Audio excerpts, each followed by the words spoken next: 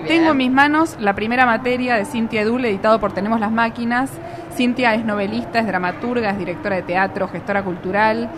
Habló hace poquito con nosotros por un club alucinante que tiene, que es Paraíso Club de Artes Escénicas, que es para que uno vaya mucho al teatro, que nunca sabe cómo ir y qué hacer y qué ver, y armó esta especie de club fantástico donde hay conversaciones y una curaduría para acompañarte al teatro. Y escribió este libro que es la primera materia y que tiene un cruce muy interesante y muy curioso entre obra de teatro, libro, y que surgió, ¿no? Como de un lado y fue para el otro, como que fue y vino. ¿Cómo estás, Cintia? Gracias Bien, por haber venido. Muchas gracias por la invitación. Es verdad lo que decís. Igual es interesante porque como el origen del proyecto es un relato, que fue un cuento que escribí para una revista que me comisionó Mauro Liviertela durante la pandemia. Luego hice una conferencia performática para un proyecto que dirige Paloma Vidal, que es una escritora brasileño-argentina en Brasil. Y la conferencia performática es un género, digamos, que viene del teatro, pero que es de la performance, digamos que es como una conferencia no académica, pero es una conferencia. Entonces hay como una cantidad de recursos, diapositivas, fotos, trabajos con archivo, muy propio de la conferencia académica, pero es un género teatral. ¿Tipo charla TED? No, porque juega justamente con los tiempos de la performance, ¿entendés? La charla TED es muy, va más televisiva. Claro, en cambio la conferencia performática tiene los tiempos más del teatro, digamos. Y entonces ahí, claro, tenés un poco de las dos cosas, ¿no? Porque hay algo del relato propio de la conferencia y algo de lo performático que es bien propio del teatro, digamos. Así fue como lo escribí El punto de costura, que es la obra de teatro que es el origen del libro, la primera materia. Cuando estreno la obra... O sea, espera, conferencia... Relato, conferencia, y después, cuando estreno después lo termino llevando a una obra de teatro que se llama El punto de costura, que ahí ya trabajo con una música en escena, que hace música con textiles, sonoridades con textiles, y además hay todo un instrumento musical muy grande construido entre textiles, máquina de coser, piano, sintetizador, computadora. O sea, es una gran música que es Guillermina Etkin, una compositora contemporánea. Y ahí la editora de Tenemos las Máquinas ve el estreno y me dice: acá hay un libro, que no es el texto de la obra, ¿entendés? O sea, es un libro que está contenido ahí. Me dice: escribí el libro. Y entonces ahí escribo la primera materia. Qué difícil, lo primero que pienso es qué difícil acariciar esa historia una y otra vez desde distintos lugares, ¿no? Como volver a acercarse. Sí, y sobre todo leerse muchas veces. Eso. ¿Cómo fue? O sea, cuando ella te dice, acá hay un libro, lo más increíble no es que Juli haya visto que acá hay un libro, que me parece que la editora de Tenemos la Máquina fue Juli, ¿no? Te vio como la vio. La vio, sí. Pero el hecho de que vos hayas respondido con el oficio, el laburo y el volver a acercarse a ese texto, como que requiere una... Es un libro de 100 páginas que fueron trabajados como un libro de 900. Claro. O sea, literalmente. Nunca, o sea, veía que trabajo mucho los libros, pues soy muy minuciosa en la escritura, pero esto fue como una especie de desafío a la paciencia. ¿Cómo fue? No, era volver a leer lo que había escrito, volver a mi investigación. Yo tengo una investigación muy larga, porque hice una investigación muy larga sobre la historia de los textiles en la humanidad, entonces tengo como muchos cuadernos. Hagamos un paréntesis sobre de qué se trata todo. El libro cuenta la historia de los tiene una historia central que es mi regreso a los orígenes textiles de mi familia. Mi familia es una familia de inmigrantes que vinieron de la frontera entre Siria y el Líbano, de un pueblo de montaña que llegaron a fines del siglo XIX. Mi abuelo, o sea, paterno, es el primero que viene de ahí, de la zona, y se trae al pueblo. No, literal. Y después, mi abuelo materno también viene de ahí, pero ya viene la segunda migración, ¿no? La de 1910, o sea, viene en esa migración. Y primero eran vendedores ambulantes y después se desarrollaron como empresarios textiles. Empezaron como un pequeño comercio, pasaron de vendedores ambulantes a pequeños comerciantes y después de ahí empezaron a crecer, digamos, ¿no? Como pequeños comerciantes, empresarios, fabricantes, o sea, ahí la historia del textil. En la familia el mandato era el textil, digamos, ¿no? Yo tenía que seguir el negocio familiar. Hiciste textos. Hice textos, exacto. Esa es la premisa del libro. O sea, finalmente no lo hice, o sea, no seguí el mandato familiar. Pero en la pandemia tuve que hacerme cargo del local del negocio familiar porque mi hermano que estaba a cargo se enfermó, entonces quedó el local sin... Nosotros hacemos insumos hospitalarios, es decir, que hacemos éramos excepción porque hacíamos cosas para hospitales. Entonces me tuve que hacer cargo, no me quedó otra y tuve que volver ahí a lo que siempre había dicho que no, porque también mi hermana y yo somos las primeras universitarias de mi familia paterna, es decir, había una razón en el estudiar y en el, digamos, ¿no? Como en la academia. Y entonces esa es la historia central, digamos, ¿no? Pero la novela está intercalada con ensayos alrededor del textil, cómo los textiles crearon la civilización, cómo los textiles fueron la base de la religión, digamos, ¿no? En todas las religiones el encuentro con la divinidad se daba a través del textil.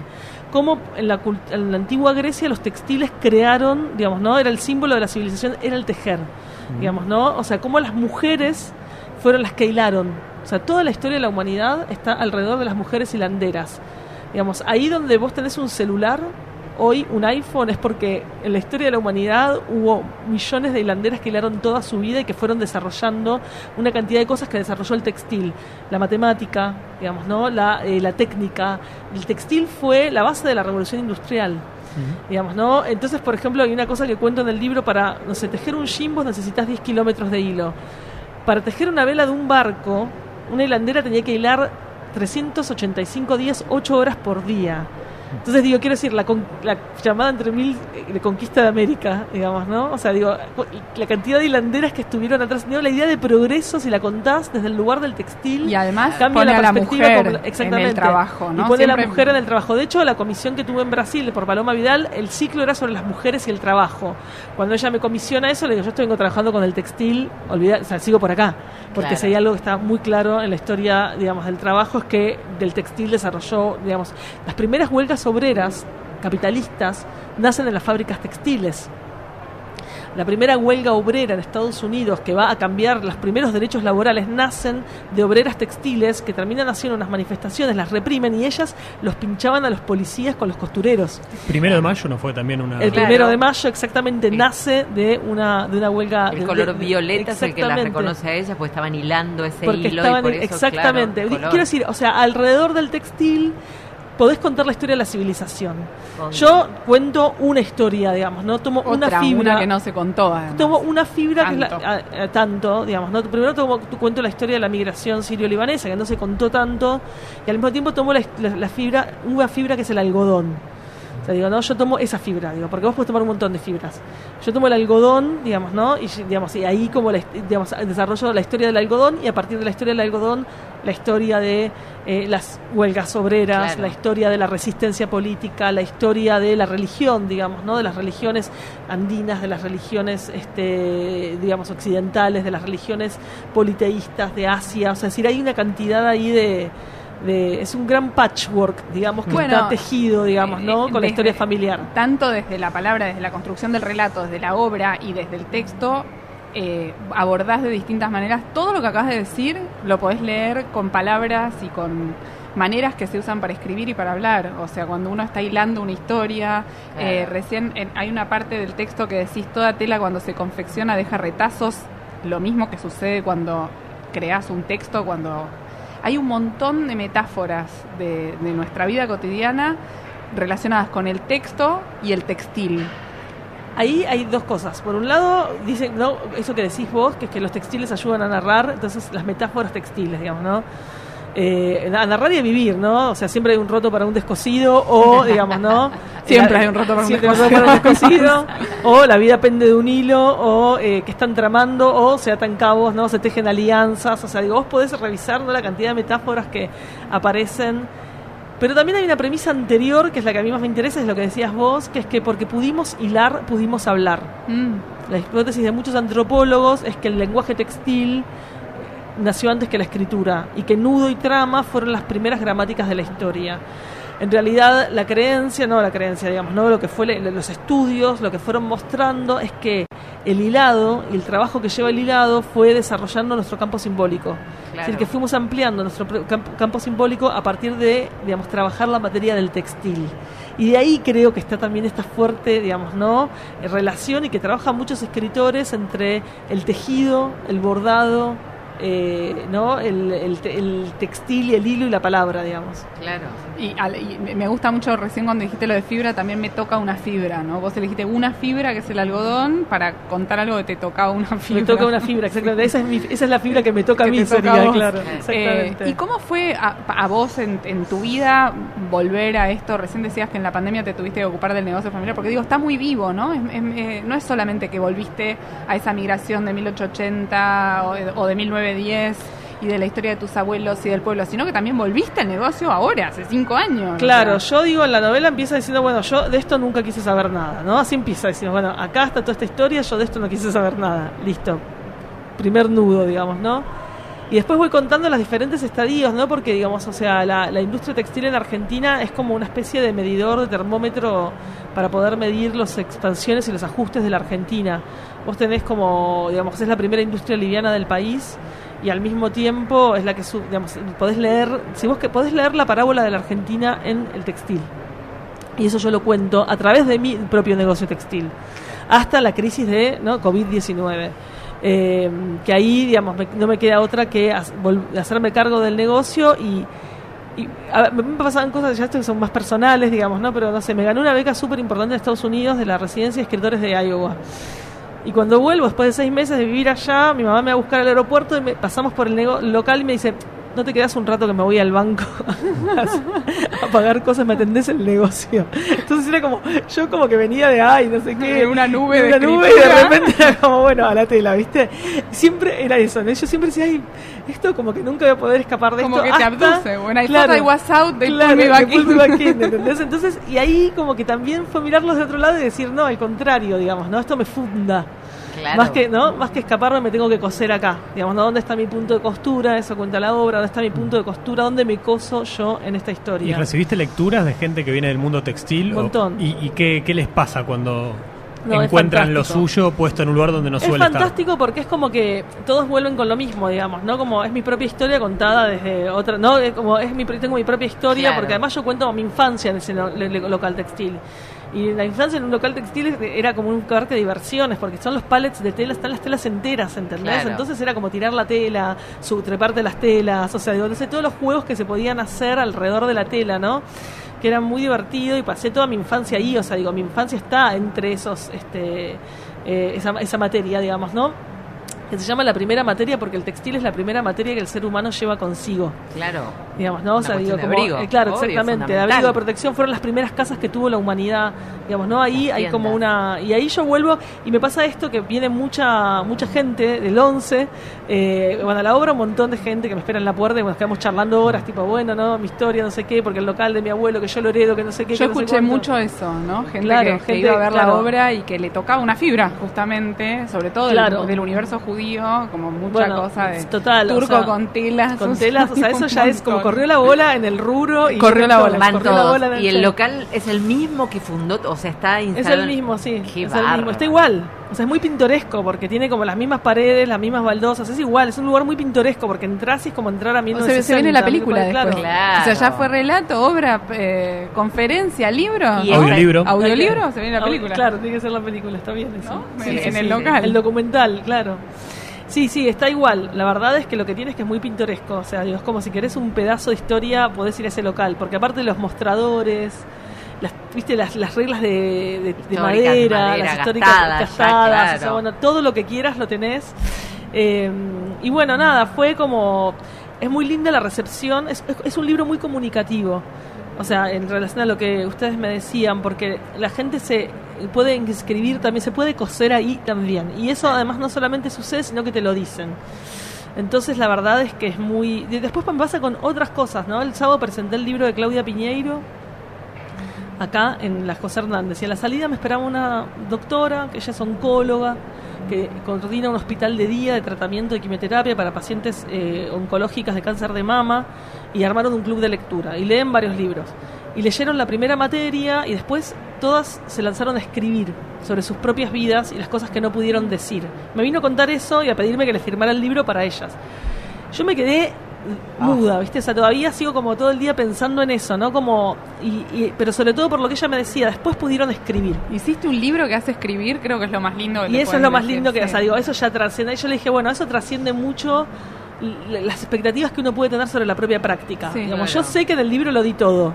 Puse cuerpo, alma y mucha técnica literaria. Quiero decir, las tres cosas, ¿entendés lo que te quiero decir? Por igual. Sí, mucho trabajo. Mucho trabajo, pero también mucho trabajo literario, pero también mucho corazón, quiero decir, ¿no? Como Claro. es un libro que está como Sos muy vos. pasado por el cuerpo, está muy Claro. pasado por la voz, pero después tiene estas repercusiones y eso ya estaba muy por fuera de lo que yo podía ¿Y imaginar. a vos qué libro te genera eso? Digo, me parece que es muy alucinante que un libro te va a escribir. No pasa con todos. Pueden además ser libros magníficos que te cambian la vida, pero no necesariamente te ponen a escribir. ¿Con A qué mí te me pasa? pasan con varios autores que leo y trabajo mucho.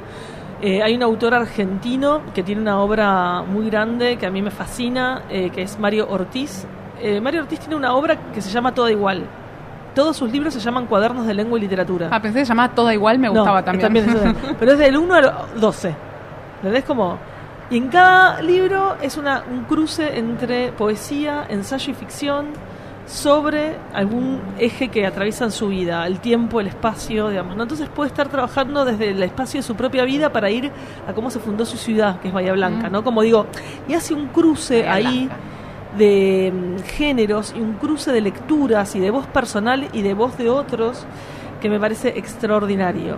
Él es un autor que a mí siempre me invita a escribir. Después hay una autora que para mí es muy central, que es Annie Ernaux. Annie Ernaux, ganadora del Premio Nobel.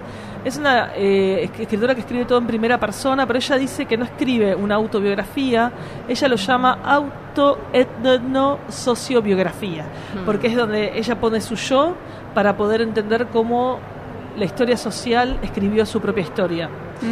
Es interesantísima, ella tiene un montón de libros, algunos libros muy famosos, cuando fue ganadora del Premio Nobel hace unos años. Y después hay un autor Espera, francés. ¿por dónde se empieza Annie Ernaux? Annie Ernaux, yo empezaría por El lugar, que es el libro que escribió sobre el padre. Ella vino de una clase obrera de Ivetot, es el pueblo. Sus padres fueron obreros toda la vida y ella es la que entra a la universidad. Y ella siente un choque de clase muy fuerte con su padre.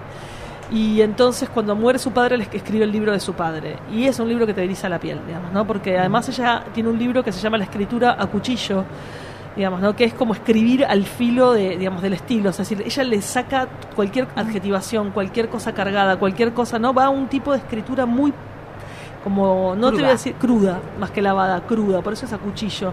Entonces, ahí, digamos, ¿no? Para mí una autora que todavía tiene mucho para enseñarnos. Bueno, por supuesto, siempre igual están los maestros de origen, Borges, digamos, ¿no? Y para mí un escritor que es muy central en mi carrera literaria es Juan José Saer, porque además él era hijo de textileros, inmigrantes sirios, y es muy gracioso porque él se encontró con mi jefa universitaria, con mi mentora universitaria en Princeton, y él le dijo que los abuelos y los padres habían tenido negocio textil y que él se había dedicado a otros géneros. Genial. Volviendo a hablar de Genial. eso, me parece una belleza. Lo leí a Saer siempre y en este libro vuelve mucho a Saer, lo cito mucho a ¿Y Saer. por dónde empezar a hacer? ¿Por dónde leer a Saer también? Yo estoy tomando nota. A Saer yo empezaría por un libro que se llama Glosa, digamos, ¿no? Para mí es un libro, es de los libros de Saer. A mí me gustan mucho 3 libros de Saer: Glosa, Cicatrices y La Grande. Digamos, no son los 3 libros que más me gustan de casi él. el primero, el del medio y el Del último. medio y el último, ¿no? Como digo, y parecen como 3 Vos también libros. me habías mandado a leer a Saer. Es un escritor fantástico, es un escritor ¿no? que piensa mucho la literatura cuando escribe. Entonces son escritores que además tienen muchas claves para pensar la escritura, digamos, ¿no? Es decir, como son esos escritores muy literarios que me gustan mucho también. Recién decías que pusiste mucho corazón en la escritura y cuando esto pasa por lo general, ese proceso de escritura también produce una transformación en uno mismo. ¿De qué modo te transformó escribir la primera materia? Mira, en principio descubrir un tipo de escritura que yo no pensé que estaba, digamos, ¿no? Como que yo ahora lo miro y digo, ¿quién hizo esto? ¿Entendés? Digo, ¿quién hizo esto? Como, ¿entendés? Fue más como... Sí. Y además una escritura que fue mucho más por adentro del material. O sea, ¿no? Como decir, bueno, a ver a dónde me llevaba el material. Entonces de repente estaba como... estaba en una tela y estaba pensando el sentido de una tela y la historia que tenía esa tela, no sé qué. Venía algo de mi familia y de repente me daba cuenta que estaba conectado. Y de ahí aparecía capaz un párrafo. Entonces como cosas muy... de estar todo el tiempo como de verdad como hilando, ¿no? Como entonces fue un tipo de trabajo me transformó como escritora, además de como persona, quiero decir, me transformó como escritora porque me permitió como descubrir una práctica de escritura que yo no conocía. Eso en primer lugar. ¿Te hartaste en algún momento? Sí, y al final, porque digamos como toda la parte de la última edición fue muy minuciosa y muy como detallista y en un momento dije no puedo más. Porque ya era la vez 900 que volvía sobre el texto, entonces no puedo más de verdad. Ahí me ayudaron amigas, escritoras, que se sentaron conmigo a revisar conmigo y a leer en voz alta, ¿viste? Como para acompañarme, porque yo dije en un momento, dije no puedo más, cancelo el contrato. Renuncio. No, claro, sí, cancelo el contrato, devuelvo el adelanto, ¿viste? Que dije no, ya está, no puedo más, y ahí me ayudaron unas amigas escritoras, Laura Garaglia, Juliana Migale Rocco, que además fueron alumnas, o sea, digo, como que tenemos una relación muy linda que se armó a través también de la enseñanza de la literatura. Y ellas se pusieron el proyecto, como dijeron, no, y me ayudaron con la última lectura, que es la que yo ya no daba más, y había que entrar a imprenta, ¿viste? Como cuando se pone la cosa ahí, como yo dije, no puedo más. Me pasó ahí, digamos, como... Sí. Te interrumpí, perdón, estabas diciendo... No, estaba contando que te transformó en el modo de escribir, sí. Y lo anunciabas como que venía algo más después. Sí. No, en lo personal, lugar. Bueno, como... Yo cambié completamente, digamos, ¿no? Como que yo, reivindicar la historia de mis abuelos, digamos, ¿no? Digo, esas migraciones fueron migraciones muy sufridas, digamos, ¿no? Uno a veces tiene quejas como muy burguesas de, ay, no tengo tal cosa, o no quiero... Digo, estos tipos se vinieron con 16 años en un barco a la nada, ¿entendés? Sin hablar el idioma, desde una sequía terrible, donde no había para comer, ¿viste? Como condiciones muy extremas de vida. Reivindicar su trabajo, digamos, ¿no? Reivindicar la historia del trabajo, me llevó a reivindicar, me gustó mucho una lectora que me dijo, es un homenaje a la historia del trabajo de la humanidad, ¿no? Y eso me pareció hermoso, ¿entendés? Como que dije, es verdad, digamos, ¿no? Como que había algo de eso, me llevó mucho a poner mi historia en otros lados, digamos, ¿no? Y como nombrar de otra forma. Y eso, digamos, de dónde se cose uno en la propia historia, digamos, ¿no? Como en ese sentido es como, para mí tiene como, está en la luz, es muy solar el libro, digamos, ¿no? Como que lo pone todo en ese lugar, digamos, no hay una revisión del pasado que esté pasada por lo conflictivo, sino por, digamos, como reivindicar esa propia historia. ¿Y sentís los efectos de eso en lo que estás escribiendo ahora, por ejemplo? Si estás escribiendo algo, sentís que siento que ahora no puedo escribir de otra forma. Ahora tengo el problema que no puedo escribir de otra forma. Como que digo, ay, escribir este libro 100 veces, digo, como fue la forma, quiero decir, ¿no? Supongo que no, que eso, espero que no, que cambie, pero la verdad es que ahora es como que dije, bueno, llegué acá, me quedo un tiempo, no sé, vamos a ver qué otra forma trae esto, digamos, ¿no? ¿Encontraste alguna respuesta o explicación o sacaste alguna conclusión sobre por qué las mujeres ocuparon ese espacio relacionado con ese lugar textil del trabajo, que fue también muy... Porque uno piensa en el obrero y que el mundo lo construyeron, no sé, hombres en la fábrica de Ford, y digo, había otra historia. No, es la historia de las mujeres. No, mira, en la Grecia antigua, para Homero, las mujeres eran las que tejían y bordaban. Pero no sabemos por qué, digamos. No, las ponen en el oikos, que es como el espacio doméstico, ¿no? El oikos es la casa, el espacio doméstico. Dentro del oikos, el espacio del tejido era el gineceo. Así se llamaba, y ahí estaban las mujeres que estaban todas juntas, ¿no? Algunas hacían el hilo, otras empezaban, ¿no? Como el telar, y ahí es donde empezaban a cantar para llevar el recuento de los hilos, y contaban historias para llevar el recuento de los hilos. Entonces ahí está la primera, ¿no? Ese gran cruce entre narración y textil. Y después quedó siempre confinado un trabajo de las mujeres. Una espectadora una vez me vino a hacer una queja, me dijo, no hablas del trabajo de los hombres, pero es que no hilaban los hombres. Y es el peor trabajo. Igual es una queja bastante estúpida. Sí, no, pero era como, pero ¿por qué? No, y me mandó un mail, ¿por qué no decís que los hombres hilaban? ¿Por qué no hilaban? Le contesté. O sea, es historia, no es de opinión, ¿viste? Y ahí está digamos, como el tema de que es uno de los peores trabajos pagos de la historia de la humanidad, claro. Porque los sueldos nunca estaban a la altura del trabajo que implicaban. Y en la Revolución Industrial también niños. Niños, sí. Exactamente. Pero después ya la máquina es lo que va a reemplazar a la mujer. Digamos, claro. ¿No? O sea, digo, ahí, digamos, la máquina reemplaza a la mujer. Va a la cocina. Exactamente. Yo tengo en la zona norte, en Villa Ballester, había una casa de alemanes que hacían guantes de mujer, desde el cero de que traían todo de Alemania, y contrataban niños y adolescentes, mujeres, por el refinamiento de sus manos y la paciencia al trabajar. Con un condicionamiento, vos tenías que venir de la escuela, o sea, trabajo infantil, estamos hablando 30, o sea, una cosa así, y para los padres era una ayuda, eran todos, o sea, esta gente que bajaba de los barcos. Igual sigue siendo hoy el lugar de como los talleres clandestinos, la manera en la que se trabaja hoy, no sé hasta dónde también podés llegar con esto, ¿no? Si seguís tirando el hilo justamente, pero sigue siendo un Pues lugar es un espacio de mucha precarización. Sí, y de precarización de Sobre mujeres. todo de los 80 acá en la Argentina, de postdictadura, ¿no? Esa precarización es con el cierre de las fábricas, digamos, ¿no? Del primer periodo neoliberal, digamos, que son los 76. Ahí empieza, digamos, ¿no? El trabajo de precarización laboral, los talleres clandestinos surgen ahí, Claro. digamos, ¿no? Que empiezan como a toda esa población obrera la empiezan a emplear precarizadamente, digamos, ¿no? Ese es el primer pasaje. Y ahí también, digamos, ¿no? O sea, digo, como hay todo un trabajo en negro muy fuerte alrededor Mucha de población eso. migrante. parece. Mucha población migrante también, digamos, ¿no? Como entonces, o sea, digo, como quiero decir, de nuevo, podés leer la historia de la explotación. Te cuento una anécdota que para mí fue como uno de esos momentos donde estás investigando y se te abre la luz, viste, que entra como el dibujito Momento que, epifánico. claro, como el epifánico, que es que Carlos Marx y Engels, que era su socio, el padre de Engels era un empresario textil. Y el padre de Engels, y Marx y Engels usan la fábrica del padre de Engels para desarrollar la tesis sobre la explotación. O sea que gran parte del capital está estudiado en la fábrica textil Wow. del padre de Engels.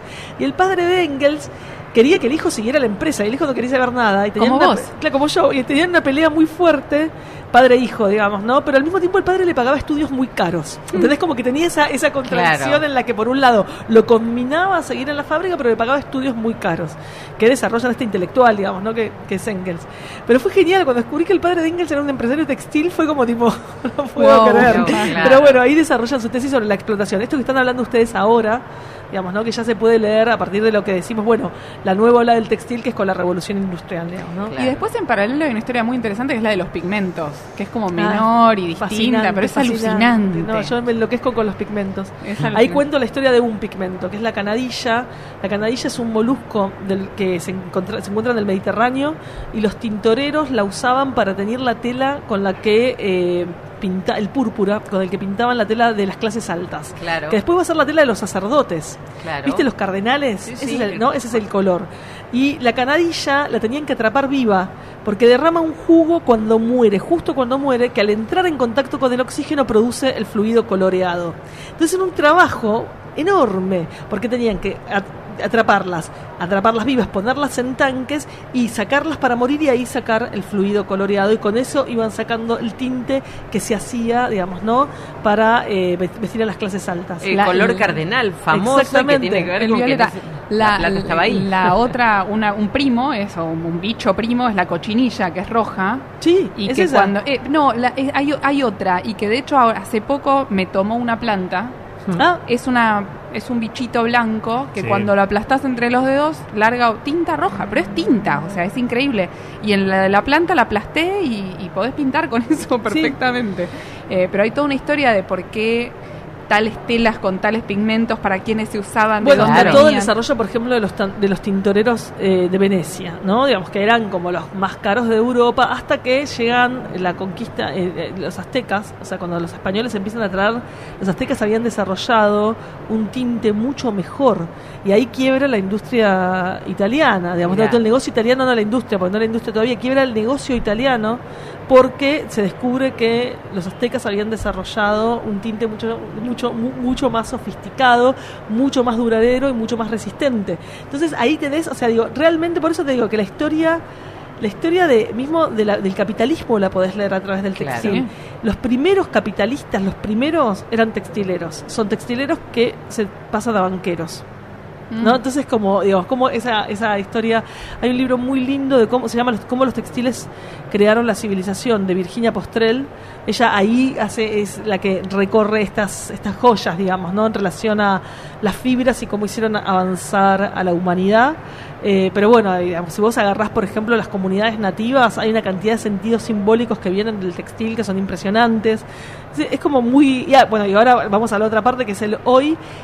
El textil sintético produce el 10% de la huella de carbono.